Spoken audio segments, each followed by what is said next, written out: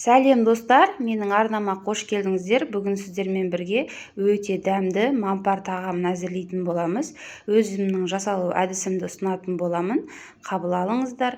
Достар, менің каналыма тіркеліп, қоңырау батырмасын басып қоюды ұмытпаңыздар. Сонда менің видеоларымды алғашқылардың бірі болып көретін боласыздар.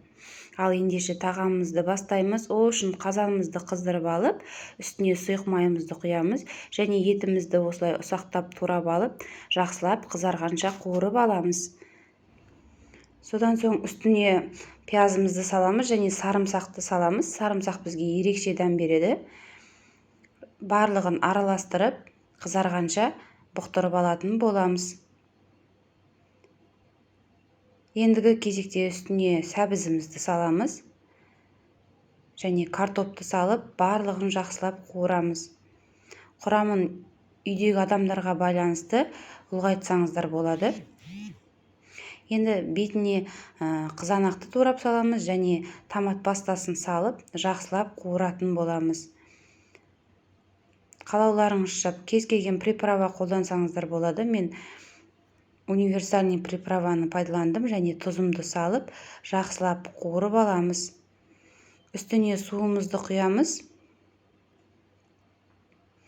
Бетін жауып бір қайнатып алып, астын баяу отта қайнатамыз. Ендігі кезекте қамырды кірісетін боламыз. Ол үшін суымызға жұмыртқаны салып, тұзымызды салып, ерігенше жақсылап араластырып аламыз.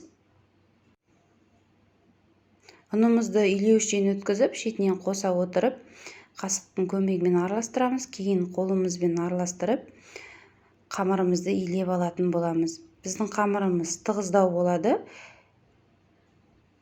Ешқандай езілмейді. Қорықпай осы рецептпен жасай берсеңіздер болады. Құрамын толықтай описанияға қалдырамын. Сол жақтан қарасаңыздар болады.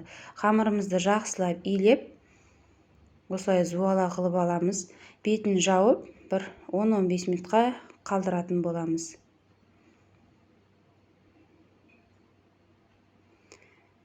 Мінекей достар, біздің қамырымыздың июі қанып, әдемі болып тұр. Енді қолдың көмегімен ұнымызды кішкене себе отырып, қамырымызды жайып алатын боламыз. Видеодағыдай алдымен оқтаудың көмегімен барлық шетін осылай тегістеп басып шығатын боламыз.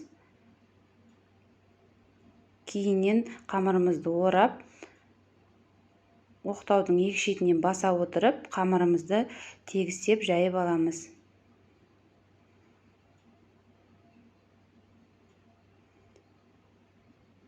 Біздің қамырымыз қатты жұқа болмауы қажет. Сонысымен ерекшеленеді. Қатты қалың да болып кетпесін, байқаңыздар. Мінекей видеодан қарасаңыздар болады.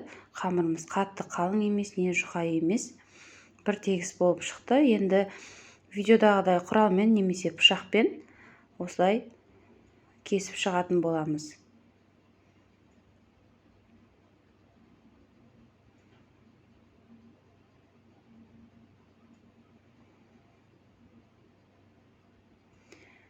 Содан соң жеке-жеке алып, осылай төртбұрыштап кесіп аламыз. Менікі кішкендеу, үлкендеу болды. Бізге осылай ұнайды. Сәл ұсақтау қылсаңыздар, тіпті керемет болатын болады. Ал енді қайнап жатқан сорпамызға қамырларымызды салып, бетін жауып, қатты бір қайнатып аламыз. Содан соң бетін ашып, бір 10-15 минуттай қайнатамыз.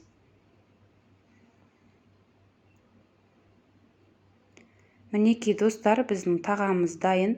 Негізі дайын болатын алдында кішкене 5-10 минут қалғанда кинза қосып жіберсеңіздер өте ерекше дәм береді. Біздің үйдегілер ұнатпаған соң мен қоспадым. Енді дастарханға ұсынамыз. Ал ас болсын достар, сіздер де жасап көріңіздер. Өте дәмді, ерекше болып шығады. Видеоны толықтай қарағандарыңызға рахмет. Сіздермен болған Нұрия Амангелді. Келесі видеоларда жолыққанша қош сау болыңыздар.